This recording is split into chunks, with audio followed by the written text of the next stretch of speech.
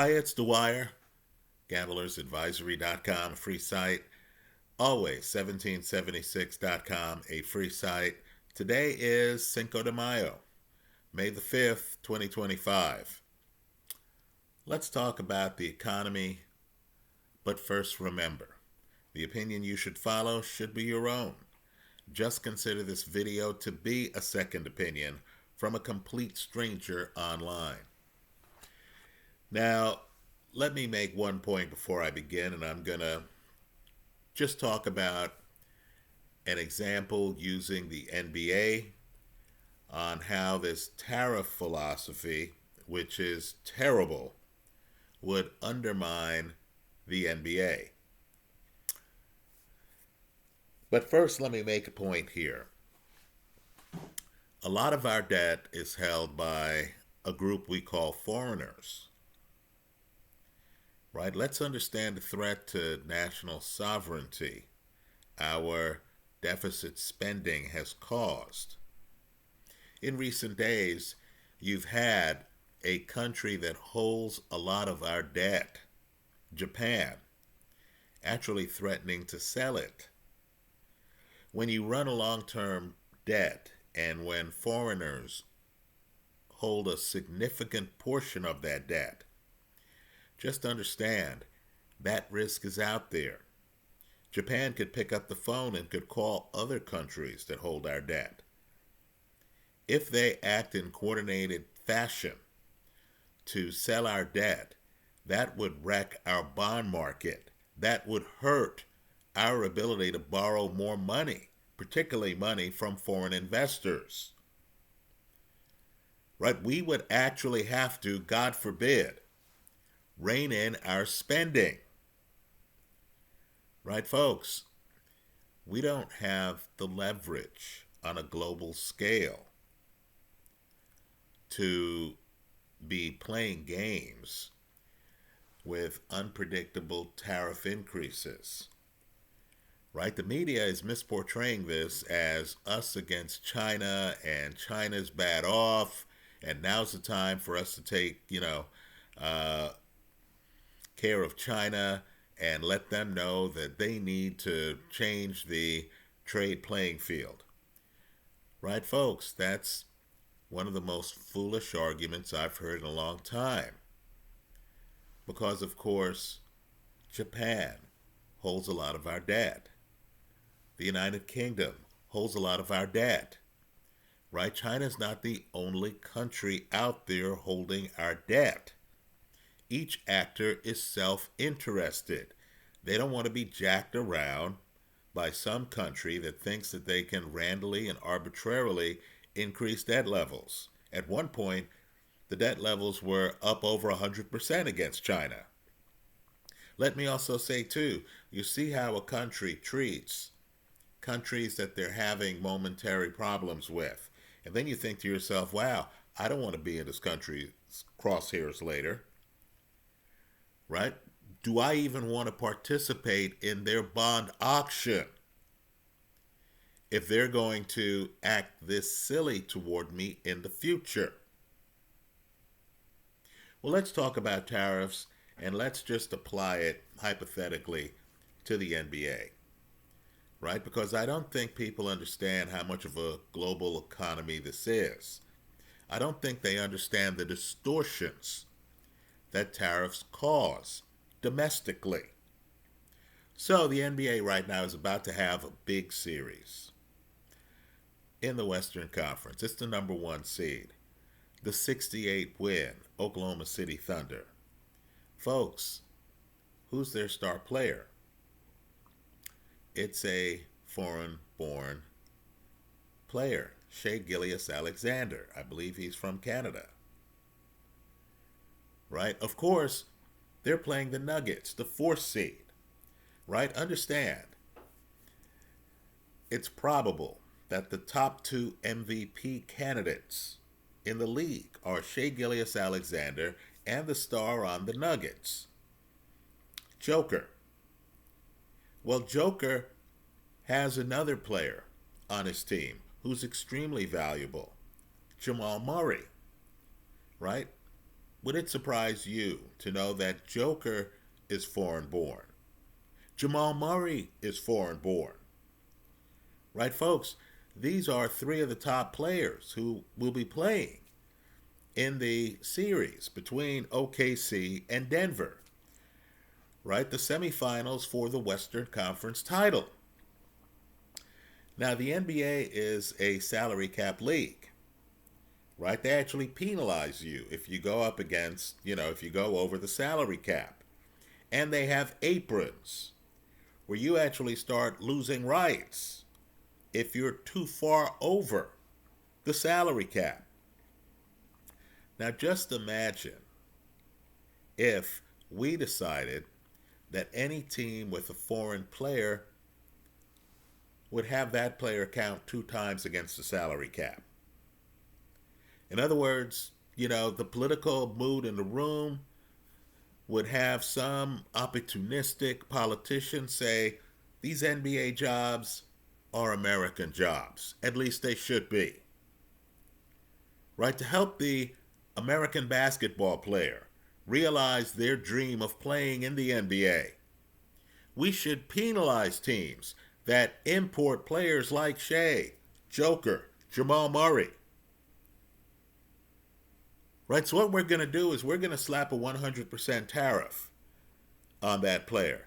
So if you're paying Shea the max, this is a guy who averaged over 30 points a game. In other words, you're talking about an MVP candidate, the prototypical max player, right? Certainly max output, right? So if I'm paying Joker the max or Shea the max, right? Joker, of course, averaged a triple-double this year, has won 3 MVPs in the past, right? Is among the best players in the league. Here again, he's the prototypical max player. Right? Imagine the politician saying that team should be penalized 100%. So whatever max salary you're paying Shea or Joker, you're going to have another charge, a basketball tariff that will apply toward your salary cap. Right? We're going to handicap employers of foreign nationals, right? Because again, we want to, here's a dangerous word with politicians, we want to incentivize them to hire Americans. Now let's be clear on who loses. Right? First off, you, the NBA fan. The American NBA fan loses. Right? The political dialogue has some, illusory argument that Americans somehow gain from these tariffs. No, we lose. Because then you are watching Joker and he doesn't have a supporting cast. Right? To make the salary cap, the Nuggets would have to cut players. That's if they're willing to pay Joker 2 times the maximum. Right? Not pay him, but pay him the max and then pay some tariff. Right, so you would be watching a Nugget team without Joker, a Nugget team without Jamal Murray, an OKC team without their best player, Shea. Right, tell me how the hell you, the NBA fan, is benefiting from that. So, of course, some of these players are going to say, hey, we can't get jobs in the NBA. Understand, a Joker, a guy who was a second-round pick, right, started his career slow.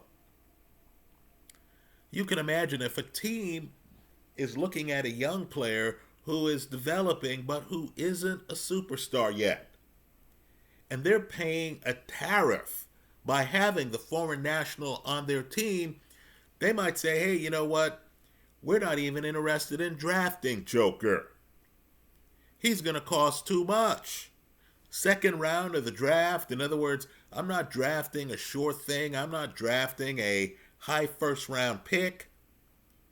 So I'm not going to take the chance in the second round drafting a foreign national. Who loses out? If a 3-time MVP, an eventual 3-time MVP, doesn't get a chance to play in the league, folks, it's the people watching the league who lose out. Where are they located? Cities like Denver, cities like San Francisco, cities like Los Angeles, cities like Boston, New York, Philly, Detroit, Chicago. Just think about the NBA hotbeds. Those are the places that get hurt when artificial tariff restrictions are placed on an enterprise like the NBA. It's even worse than that. So an OKC might not have a Shea. Who do they have? They have some marginal player who's filling Shea's spot. Why? Because he's more affordable. Right? They have guys playing basketball who perhaps should have pursued other professions. Some will make the league who would not have made the league if they had to face global competition. Right? Understand, there's a difference between me and the training camp, and the team has a Joker and the team has a Jamal Murray, and then the coach says, hey, Rich, you're not among the 14 or 15 best players we have. We're going to have to cut you. Right now I'm looking around and I'm seeing Joker passing the basketball back to the basket skills, rebounding, range on a jumper, and he's a center, right, among the league leaders in assists. And I'd realize, okay, well, this guy's a superior talent to me. If you're going to knock off the superior talents, right, if you're going to get rid of Giannis and all these other guys in the league who, are foreign born, then you're going to have guys making the team who wouldn't normally make the team. You're going to have watered down talent in the NBA. Right, folks? Again, who loses from that? The fans of the NBA, who are paying to see the best in the world. Not the best in the United States. The best in the world. Right, so understand the tariff idea hurts Americans. Right? It's the country levying the tariffs that gets hurt. Right? This argument about, we're hurting China. China's not in a position to deal with, our tariffs. Let me tell you the group that's not in a position to deal with our tariffs. It's us. Right? Some of the products that are being imported, can we actually say this in public? Let's say a Joker or a Shea. I just named the guys who are the top 2 candidates to win this year's MVP. Some of the imports are actually better than American products. Right? Isn't there a group out there that wears things like a Rolex watch, a Cartier watch? Aren't there things made overseas that you say, wow, this is the standard bearer for the product? Or this is at least elite. Why do people import goods and services? Folks, it's not all about getting the cheapest price. Sometimes it's about getting superior quality. Right? French wine, for example. So, forgive me, this tariff thing is a complete waste of time. Let me also say, too, another big myth, and it's a huge myth. I'm surprised personally that people believe in this myth, is that some special person can get elected President of the United States and somehow has more power than supply and demand. Folks, if you're operating a capitalist economy, supply and demand are king and queen, not some president. Right? Understand the president can do things short term. Some stimulus package where they're mailing everyone checks that might trump supply and demand short term. Here's the problem. You mail everyone checks, you later realize that everyone has a national debt. You later realize that the interest on your debt is greater than the cost of your military. Right? Let's get real. Tariffs don't work. Right? If a foreign country levies tariffs on your goods, the best thing you can do, quite frankly, is nothing. They're hurting their own people. Right? You mean to tell me that you're going to be dumb enough to levy a tariff on Teslas that we're exporting? To levy a tariff on superior AI goods and services that we're exporting? Right? Who loses with that, folks? It's the people who don't get the benefit of the superior American products. It's the people levying the tariffs. So who's losing here in the United States when we're levying tariffs on every place? Almost indiscriminately. Folks, it's the United States. Haven't you figured that out? Understand, too, the distortion that you get. Let's say I'm a factory, and I can't manufacture my goods to match the price of foreign products. Right? Let's say I'm not competitive on the world stage. My goods are made in the United States, but they can't match the quality or the price of what is being imported. Now, if you don't know, many of the products that you use, right, components from your Apple phone, for example, many of them are made overseas. These Apple phones are luxury products. Let's get rid of the myth that everything made overseas is cheaper and inferior, and, the only reason they're successful in the market is because of the price. Right? Maybe it's also the quality.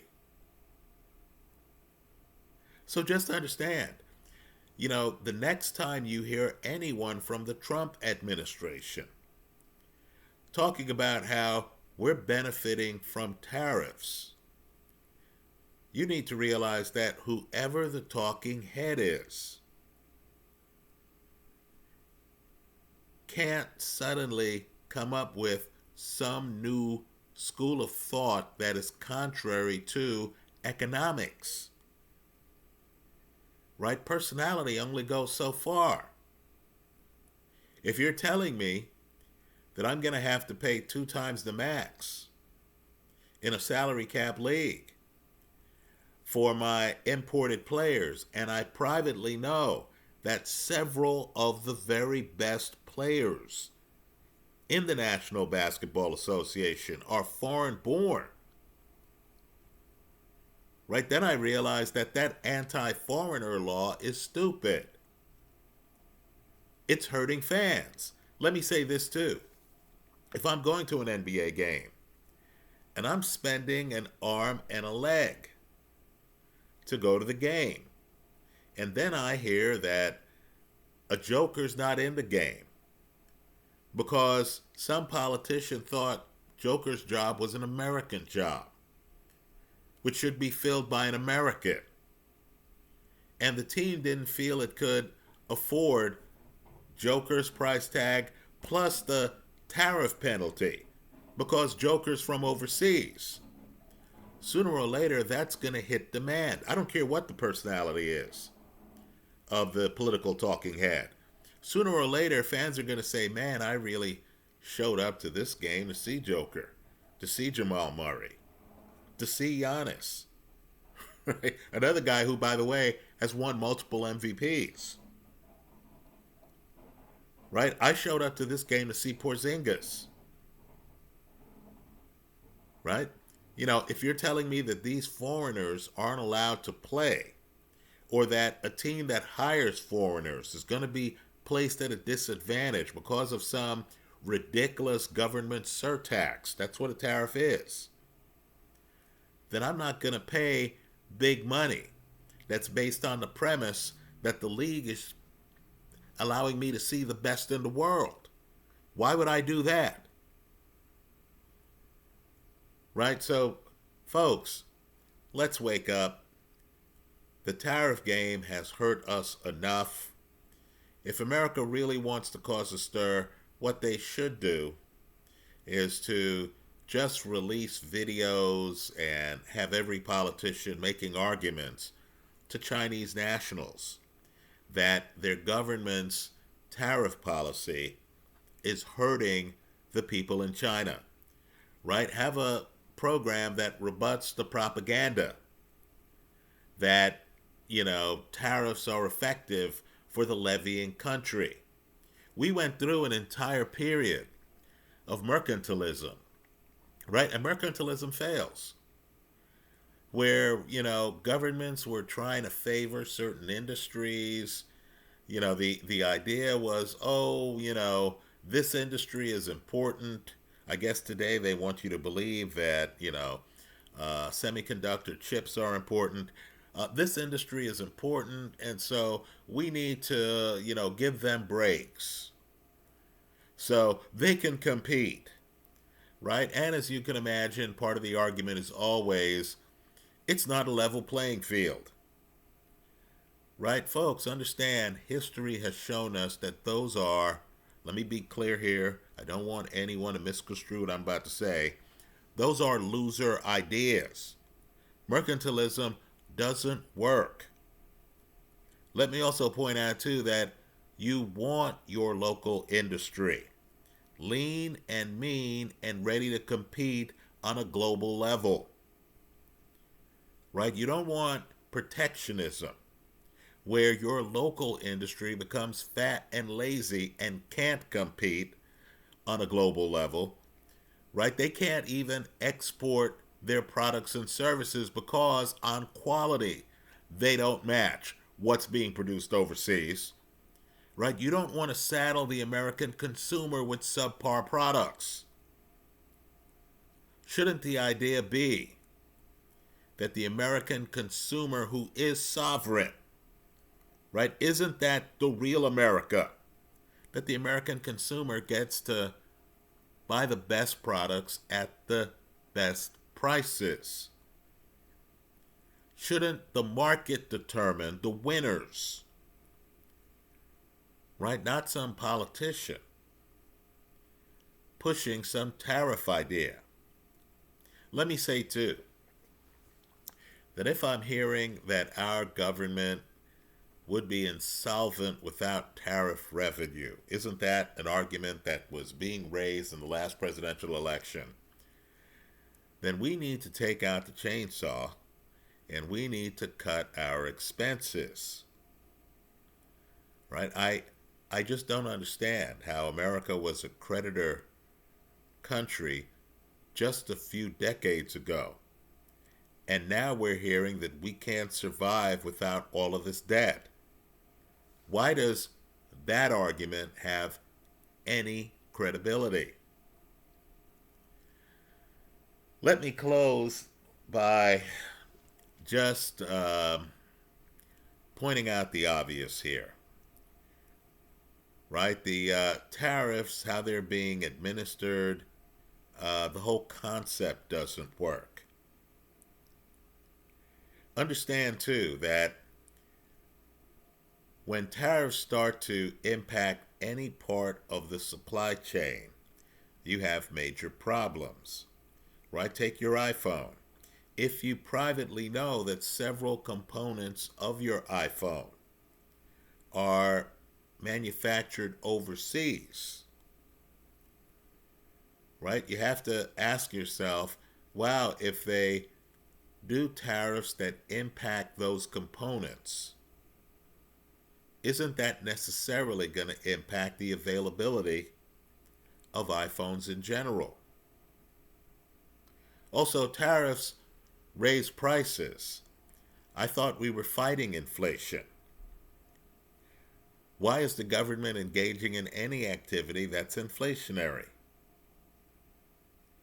Particularly when the country itself is addicted to debt. I'm almost afraid to say the number $36 trillion because by the time I finish this video, it might be over $37 trillion. Those are my thoughts. Let me hear yours in the comments section. of this YouTube video. Thanks for stopping by.